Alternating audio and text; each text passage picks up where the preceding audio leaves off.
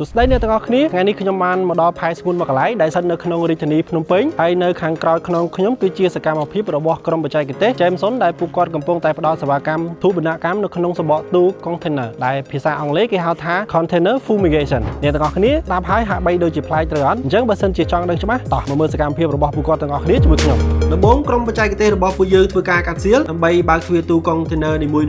បន្ទាប់មកទៀតក្រុមបច្ចេកទេសរបស់ពួកយើងក៏ធ្វើការច្រកថ្នាំនិងថ្លឹងថ្នាំហើយយកទៅដាក់នៅក្នុងសម្បកទូកុងតឺន័រដើម្បីកម្ចាត់សត្វល្អិតដែលរស់នៅក្នុងស្រូវឬក៏ទំនិញរបស់លោកអ្នកហើយមុននឹងយើងធ្វើការបិទទ្វារទូកុងតឺន័រទៅវិញក្រុមបច្ចេកទេសរបស់យើងក៏ធ្វើការតប្រព័ន្ធទយោមួយទុកសម្រាប់វាស់កំហាប់ហ្គាសរបស់ថ្នាំនៅថ្ងៃខាងមុខក្រោយមកយើងធ្វើការបិទស្គុតរួចជាស្រេចដោយដែលលោកអ្នកបានឃើញអំពីសកម្មភាពទូទៅរបស់ក្រុមបច្ចេកទេសរួចមកអញ្ចឹងបើសិនជាលោកអ្នកមិនចង់ឲ្យផលិតផលរបស់លោកអ្នកត្រូវបានបំផ្លិចបំផ្លាញដោយសត្វល្អិតចង្រៃនោះទេលោកអ្នកអាចតាក់ទងមកចេមសុនឥឡូវនេះនឹងទទួលបានការប្រឹក្សាយោបល់ដោយគិតថ្លៃនិងមានក្រុមការងាររងចាំឆ្លើយតបជូនលោកអ្នកបានទាន់ពេលវេលា